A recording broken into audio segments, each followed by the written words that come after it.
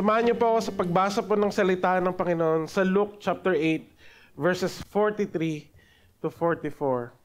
Luke chapter 8, Lucas po, sa Lucas. Luke chapter 8, verses 43 to 44.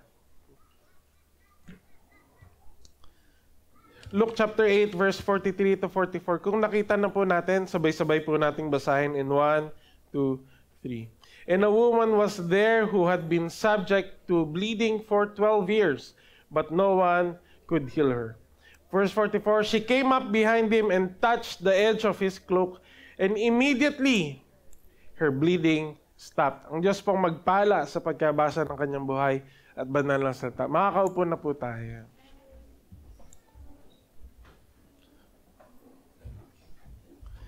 Pwede niyo po bang tignan yung katabi niya? Tapos ngipian nyo po ng pagkatamis-tamis. Wala po kayo sasabihin, ngipian nyo lang po. Ayan. Magandang umaga din po sa mga kasama natin online. Ngayon po, we would like to request, sama po natin sa panalangin yung pong bar exam po. Ngayon po, nag-start na po, I believe nag-start na yung bar exam po ni Sister Jobel de la Rosa. So kasama po natin. Ano po? So ngayon at saka po sa Sunday next week. So 2-part po yung exam.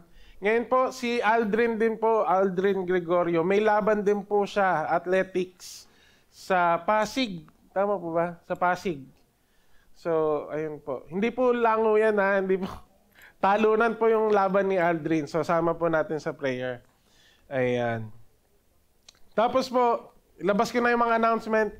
Malapit na po ang ating National Prayer Gathering. Okay, National Prayer Gathering. Sa mga nakasama po sa family camp, it's a great experience. Pero ako po personally, mas gusto ko po yung NPG. Ayan. Ako po, sa NPG ko po na-receive yung calling ko from the Lord. An audible voice. Kaya po iba. So, sa mga gusto pong magpalista, nandyan po sa likod si Ate Brenda. Ate Brenda, kaway-kaway po kayo. Ayan. So, pwede na po tayo magpalista. May nilabas na po yung online registration, so pwede na po mag-start. Ayan. So kung magkano po, to be announced po yan. Sige po. Ayan. For the past few months po at sa eto pong September, we are discussing yung pong standing firm. Tama po ba? Tatayo kang matatag sa pananampalataya. Tignan niya nga po yung katabi niya. Nakatayo ka pa bang matatag? O nakatayo ka na lang tapos mabuhay na yun? Tignan niya nga po talaga. Ikaw ba matatag pa?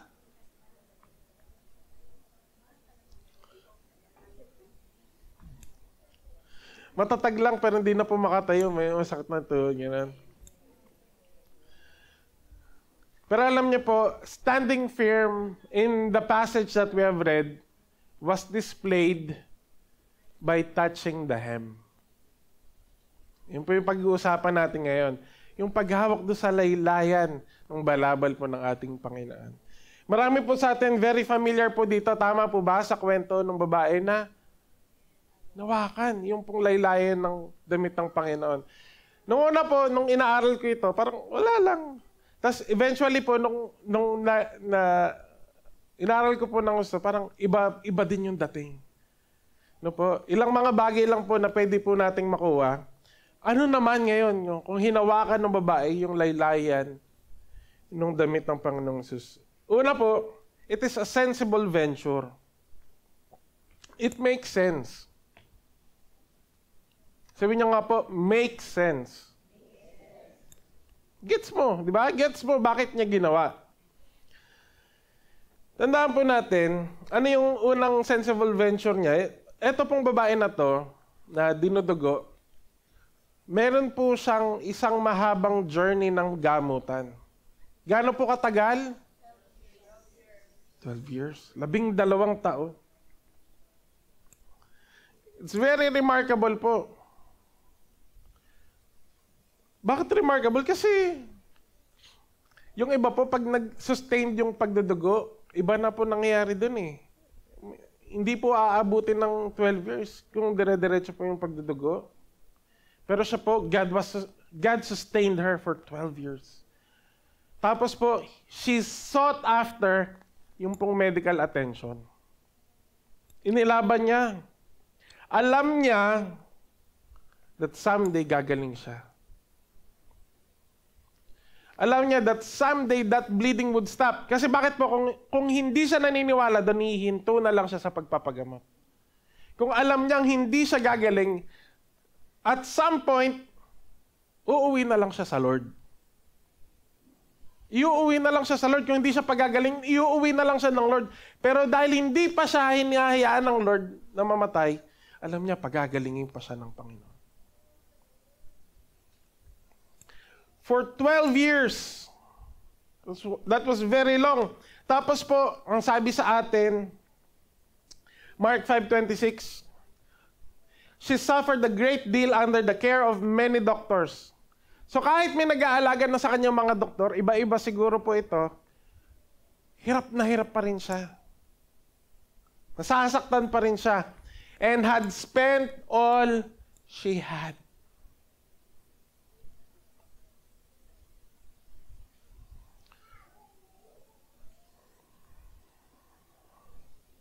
Mahirap pong magpagamot nung mga magastos po, di po ba, magpagamot ng, may ubo, may insipon, tapos kailangan mag-antibiotic. Pero, isang season lang yun eh. Pero po yung dialysis, chemotherapy, yung talagang taon yung binibilang. Ang bigat po sa bulsa. Tama po ba? Kami po, we are facing the same dilemma po sa kay Seo. Kasi talagang years po yun. If not lifelong na therapy. Ito pong babae na to, I can only feel for her kasi 12 years, ubos lahat. Pero alam niyo po, kahit parang walang nangyayari, she stood firm. Alam niya, pagagalingin siya ng Panginoon. Marami po nagsabi, sayang naman yung pera. Kung inantay na lang niya si Jesus. Alam niyo po, nagsimula yung pagdudugo niya, hindi pa nag-start ng ministry ang Panginoong Jesus. She could have been a faithful servant of the Lord, pero hindi pa nag-start yung pong ministry ng Panginoong Jesus. What makes sense is to go to the doctors. Yung iba pa nagsasabi, pag nagpunta ka daw sa doktor, wala ka bang pananampalataya sa Lord? Di ka pa pwedeng pagalingin ng Lord? Ba't kailangan mo pang magpunta sa doktor? Alam niyo po, seeking medical attention doesn't remove our faith from the Lord. Well, not automatically. Pwede po talaga. May mga tao po talaga, nabahing lang, punta na kagad sa doktor. Tapos ang tiwala nila sa doktor, sa gamot, wala na sa Panginoon. Nangyayari po yon. Pero hindi naman po ibig sabihin na nagpatingin ka sa doktor, makasalanan ka na't nawala na yung pananampalataya mo sa Lord. Tandaan po natin, pwede pa rin gamitin ng Panginoon yung pong mga doktor, yung pong mga gamot to heal us. Pero at the end of the day, ang nagpapagaling pa rin po, hindi yung doktor o yung gamot. Ang nagpapagaling pa rin, okay po.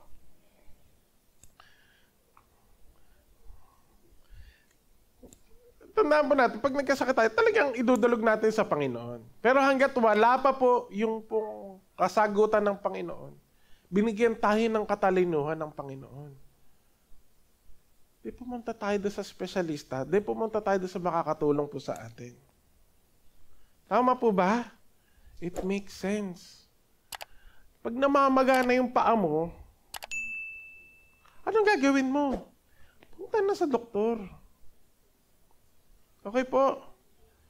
Pag namamaga yung tiyan mo, bawas ng kanin. Hindi, joke lang po yan.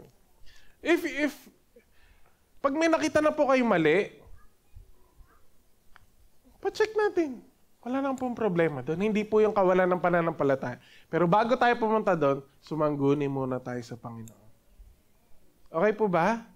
Why? It makes sense. Kung sensible venture, it makes sense dapat. Kung allergic ka sa pabango, ano gagawin mo? Ba't ka magpapabango? Kung allergic ka sa hipon, allergic ka sa mga seafood, ano gagawin mo? May gamot naman. Bili ka ng gamot. Hindi po ba? You do what makes sense. Di, wag mong kainin. Allergic ka pala. Makulit ka. Ito pong babae na to, what makes sense for her for that 12 long years to consult the doctors. Pero alam niyo po, something amazing happened. Nabalitaan niya na itong Jesus from Nazareth, sabi nila yung iba, he's a great teacher. Yung iba is a prophet. Yung iba, he's calling the Messiah. He's called the Messiah. Nagpapagaling daw yung Jesus. Alam niyo pa ginawa niya? She stood up, hinanap niya ang Panginoong Jesus.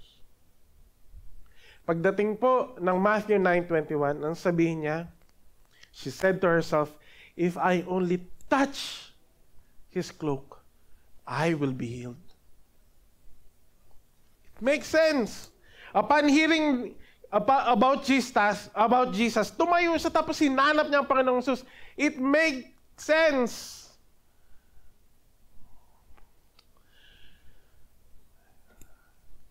Meron pong isang interaction, si Frank Turek, isa pong sikat na apologist ng Christian faith. Sabi niya sa isang atheist, if I can prove to you, ito po yung unang argument niya, if I can prove to you that Christianity is true, will you believe Jesus?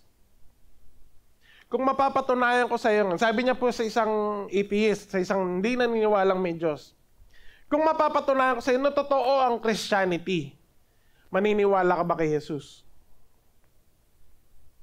Alam niyo po anong sagot ng atheist? Ano po sagot kaya?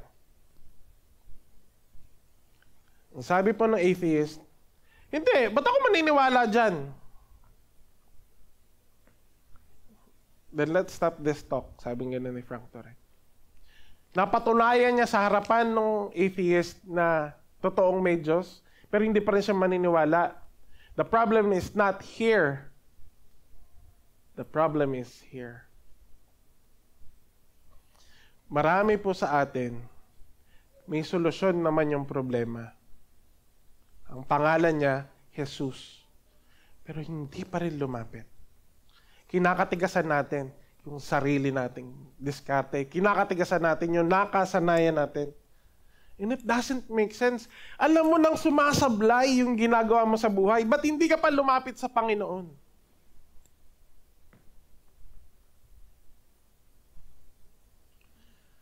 Hindi nga tumatalab. Hindi nga, alam niyo po, hindi umaayos yung pagsasama niyo mag-asawa kasi kayo lang ng kayo lang. Hindi, ilapit natin sa Panginoon. Pero dahil pag lumapit tayo sa Panginoon, may kasamang pagsuko, ayaw natin.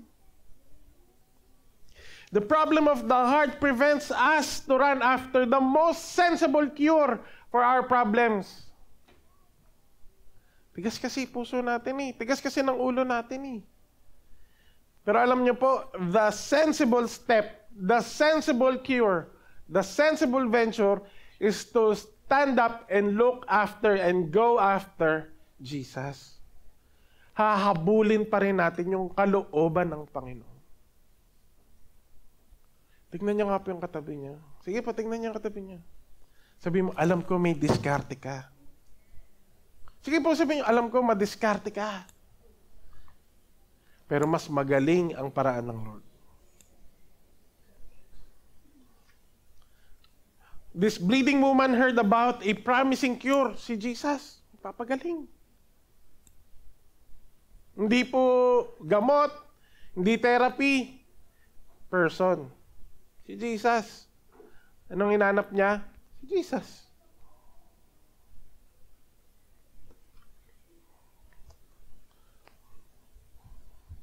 Nag-effort. Tayo po ba nag-e-effort na hanapin yung gamot sa mga problema natin? Nag-e-effort po ba tayong hanapin ng Panginoong Yesus? O nag-e-effort tayong tumambay sa kanto, nag-aabang ng nakamotor? Wala pa ba?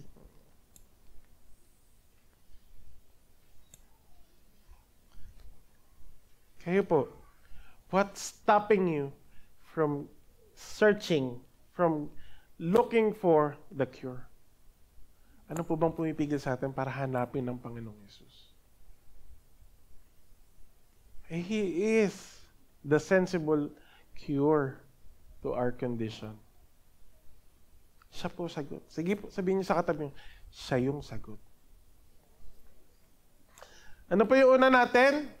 Is sensible and sure. It makes sense. Po ba? Pangalawa po, yung paghawak po niya dun sa hem nung pong laylayan, nung damit po, nung cloak ni Jesus, it has spiritual value. Okay po? Nung una, parang, nung bata po kami, ang parang nasa utak ko po nun, yun na lang inahawakan. Parang, wala nang mahawak kayo. Pwede na yun, laylayan na lang. Pero pag tinignan nyo po, talagang tinarget po yung hem. Bakit po? Tignan natin po ito. Ayan po. Ang tawag po dito ay, ano po basa? Hindi po cheat-sit. Sit-sit. Okay. Silent T. Yung una. Sit-sit. Okay. Ano po yung sit-sit? Hindi po yan yung pinakabalabal. Okay? Yung pinaka-sit-sit po, ito pong tassel. Okay? Nilalagay po yan sa mga prayer shawl, prayer cloak, o kaya po, dun sa mga damit nung araw po, nung panahon nila Jesus, may 4 na kanto po yung mga damit nila. Okay po? Sa bawat kanto ng damit nila, mayroong tassel. Ang tawag po doon sa tassel na yan, sit-sit. Okay po? Yeah. Ano po basa? Okay, so may natutunan po kayo today. Ano po yun? Ano yung spiritual value nito? Una po, sige. It commemorates the law. Okay po? The Mosaic law. Hindi po coincidence. Again po, hindi po coincidence na yung... May bell. Ayan. Hindi po coincidence at walang choice, kaya yun na lang hinawakan. Tingnan niyo po ito. Sa Numbers 15, you will have these tassels. Numbers 15, 39 to 40. You will have these tassels. Ito po ay ang sabi ng Panginoon through Moses sa mga Israelita. Pagkagaling po nila sa Egypt, ang sabi ng Lord, magpapalit sila ng fashion. Di ba? Maglalagay sila ng sit-sit, yung tassel. Bakit po? To look at, and so, pag naglalakad po sila, pag nagpe-pray sila, nakayuko po sila, makikita nila yung tassel, either dun sa prayer shawl nila, o dun sa laylayan ng damit nila. Okay po? Isipin nyo may tassel tayo dito. Magpe-pray ako. Kita ko yung tassel. Tapos, ano mangyayari? You will have these tassels to look at, and so, you will remember all the commands of the Lord. 613 laws, yung Mosaic laws, pinapaalala ng tassel. It's a reminder of the law of God. That you may obey them and not prostitute yourselves by chasing after the lust of your own hearts and eyes. Imbis na hanapin mo yung sexy sa mata mo. Kaysa hanapin mo kung saan ka iinom, saan ka susugal, saan ka tataya. Ang sinasabi po ng tassel, pag yumuko ka, makikita mo yung utos ng Panginoon. Kakapit ka sa Panginoon. And you will remember to obey all my commands and will be consecrated to your God. Kaya po, importante talaga. Yung iba po, they really touch the hem. Yung pong tassel, yung sit-sit, hinahawakan talaga nila pag nagpipray. Bakit? They remind themselves, sa Panginoon ako. Okay po? Wala naman po tayong tassel, di po ba? Ang meron tayo yung direktang relationship sa Lord.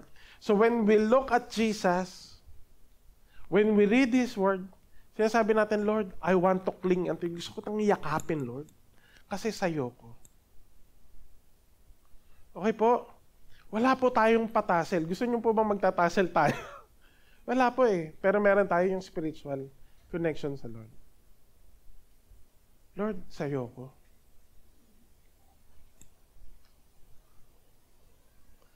Pero alam niyo po, more than the tradition, si Jesus po, hindi niya lang po nire-remind yung mga tao about the commandments. Isinabuhay niya at inexplain niya pa ng mas maayos. He is the fulfillment of the law. Okay po? Kaya tayo, hindi na po natin kailangan ng sit-sit, ng tassel. Ang kailangan na natin, si Jesus mismo. Yung kabuuan, yung katugunan, yung fulfillment ng mga batas, siya na yun. Okay po? We need Jesus.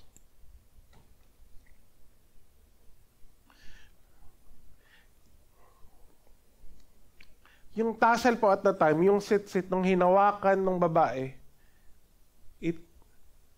it signified, Lord, sa'yo ko, kakapit ako sa'yo. Kakapit ako dun sa mga pinag-uutos mo. Kakapit ako sa kalooban mo. Nung kumapit siya sa Panginoong Jesus, sinasabi niya, Lord, I am willing to surrender. I will do everything ang sinasabi mo. Tayo po ba? Are we willing to surrender everything sa Panginoon? Tingnan niyo nga po yung katabi niyo. Handa mo bang isuko? Sige po, kalapitin niyo.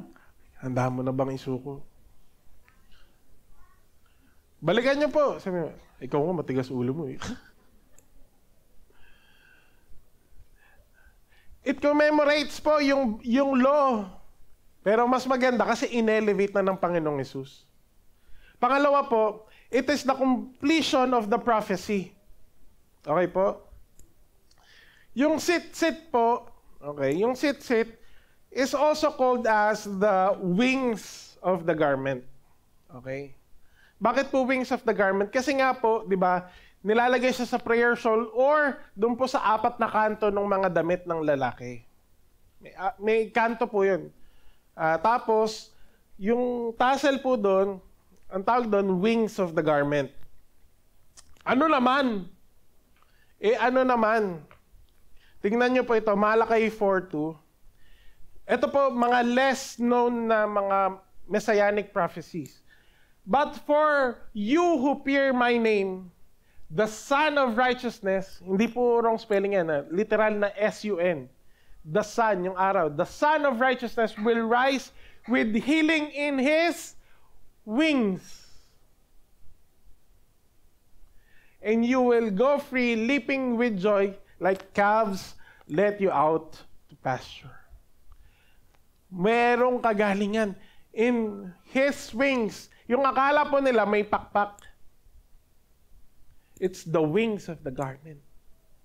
Sa laylayan pa lang ng Panginoong Hesus, may kagalingan na. Okay po? It wasn't a coincidence. It was bound to happen. Bakit po? Kasi sinabi ng Lord at ang Panginoon po, He does not lie. Pag pinangako po ng Panginoon, mangyayari. Pag pinangakoan ka ng Panginoon, it will happen. Kailan? Hindi ko alam. Kayo pinangakuan, hindi naman ako Pero ano po ang sure ako? Mangyayari. Tatayuan lang talaga natin. Lord, pinangako mo to. Tatayuan ko to. Lord, kayo yung nangako. Hindi ako yung humingi nito. Kayo po yung nangako. Aantayin ko to. Kahit gaano katagal. Ito po, Malakay 4. Darating yung pagkakataon. Merong healing dun sa wings. And it happened. It's not a coincidence. It was bound to happen. Bakit po? Everything that God promised, He will surely make it come to pass. Mangyayari at mangyayari. Pwede niyo po bang kalabitin niyo nasa kaliwa po ninyo? Inip ka na ba? Yung tanong, inip ka na ba? Commemorates the law, completion of the prophecy. Pangatlo po, it conquers the norm. Okay po, yung paghawak ng laylayan ng Panginoong Hesus, it conquered the norm. Ano po yung usual nangyari? Sa mga Hudyo po, ang practice po nila, kapag may isang marumi na humawak sa isang malinis na bagay, na tao, it will be ceremonially unclean for the night, for the whole day. Sabi po yan sa Numbers 19:22. Anything that an unclean person touches becomes unclean, and anyone who touches it becomes unclean till evening. So halimbawa po, ako po ay may sakit. Halimbawa, mayroon pong ketong, kunwari po. Nahawakan ko po ito. Ito pong pulpito na to will be ceremonially unclean. Pag nahawakan po ito ni manager, nahawakan mo, kunwari. Wala na ako dito. Nahawakan niya. Si Rona po, she will be unclean as well for a whole day. Kailangan namin, lalabas siya ng city, maghuhugas muna siya doon. Maliligo siya doon, magpe-pray siya doon. Sige, salamat. Maghugas ka ng kumay. Joke lang. Pag ako po humawak sa tao, yung tao na yon will be unclean as well. Ang kailangan nung gawin, nung hinawakan ko, lalabas siya ng city, magpe-pray doon, maghuhugas, tapos lalaglagan na lang siya ng damit, magbibihis siya doon. Tapos babalik siya after a whole day.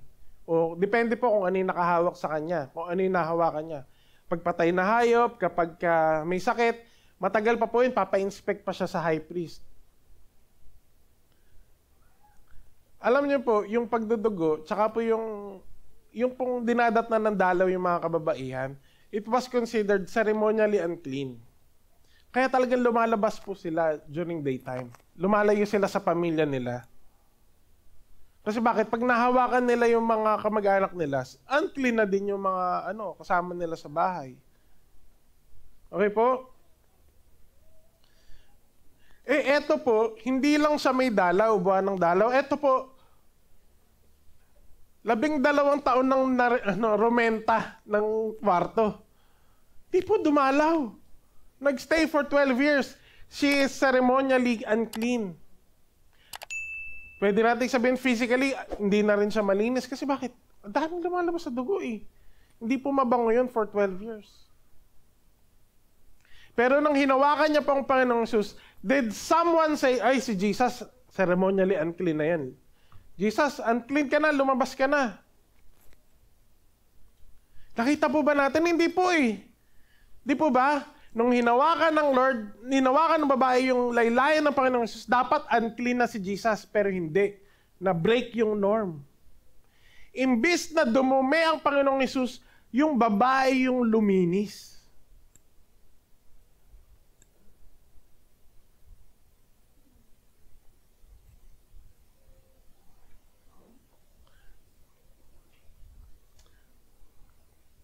No amount of sin can make Jesus sinful. Ano man po yung kondisyon ng puso natin, pag inilayak natin sa Panginoon, pag humawak tayo sa Panginoong Hesus, hindi natin marurumayan ng Panginoong Hesus. Tayo yung magbe-benefit, tayo yung lilinis. Yung burden natin yung ma-unload, hindi mabibigatan ng Lord, tayo yung magagaanan ng pasaning. Tandaan po natin, hindi po sinunod yung pong Numbers 19:22. Na-break yun ng Lord nung hinawakan siya nung pong babae. Ang nangyari po, it's an homage to Leviticus 1:4. Ano po yung Leviticus 1:4? Kapag po yung isang tao nagkasala, ang gagawin niya, merong lamb, di po ba? Yung pong batang tupa. It will lay, or he or she will lay his or her hand doon po sa tupa. Doon sa walang bahid, dungis na maliit na tupa. Siya yung lilinis. Tapos isa-sacrifice na yung lamb. Ito po, a picture nung nangyari po doon sa babae na dinudugo. Na yung kasalanan niya, yung problema niya, yung sakit niya, nandun na sa Lamb of God.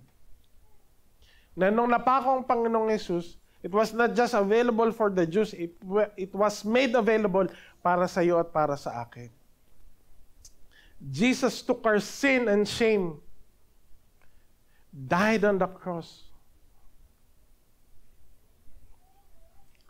on our behalf. He died on our behalf so that we can have the chance para magkaroon tayo ng pagkakataon na magkaroon ng buhay na walang hanggan sa piling ng Ama. Kaya po, yung paghawak ng babae doon po sa laylayan ng Panginoong Yesus, it was not an accident. It has a great spiritual value. Sipin niyo po, inalala niya yung law. Tapos sabi niya, Lord, ito yung batas mo, ikaw to, kinumplete mo to, yayakap ako sa'yo. Pangalawa, yung prophecy, tinupad. God never lies. Pangatlo po, imbis na si Jesus yung maruman, hindi. Tayo yung lilinis. If we will only cling unto Jesus. Ano po ba ang pumipigil sa atin para magsuko ng buhay sa Panginoong Yesus? Bilang pangwakas po, pwedeng nagsasuffer po tayo ng matagalan. Pwedeng hindi rin. Pwedeng bago pa lang yung pagdurusang na nararamdaman po natin. Lahat naman po tayo may problema. Tama po ba? Lahat po tayo may binibitbit. Pero alam niyo ba maganda? Tulad ng bleeding woman. Nakakuha siya ng sagot. Nakakuha siya ng katugunan sa mga panalangin niya. Nung nahawakan niya yung laylayan. The sit, the hem of Jesus. Ikaw ba kakapit ka dun sa laylayan ng Panginoong Jesus? Mahirap mong kapitan yun pag nagmamataas ka. Sige nga, abutin mo yung sapatos mo, nagmamataas ka. Hindi. Paano ka makakapit dun sa laylayan ng Panginoong Jesus? Humble yourself. Pakumbaba ka. Pastor, naku, naiya ako. Ang dami kong problema, ang dami kong sabit eh. I don't feel worthy na lumapit sa Panginoong Jesus. Ano po sabi sa atin ng Hebrews 4:16? So let us come boldly to the throne of our gracious God. Lapit ka. Bakit? Anak ka niya eh. Nagsuko ka na ng buhay sa Panginoon, di ba? He considers you as His child. Lapit ka sa Ama. There we will receive His mercy. And we will find grace to help us when we need it the most. Ewan ko po kung paano nyo po tatanggapin tong verse na to. Pero pwede po ba nating sabay-sabay basahin? So let us come boldly to the throne of our gracious God. There we will receive His mercy. And we will find grace, kailan? To help us when we need it the most. Kung kailan kailangan mo siya, andun, present ang Lord. Hindi ka mabibigo pag umasa ka sa Panginoon.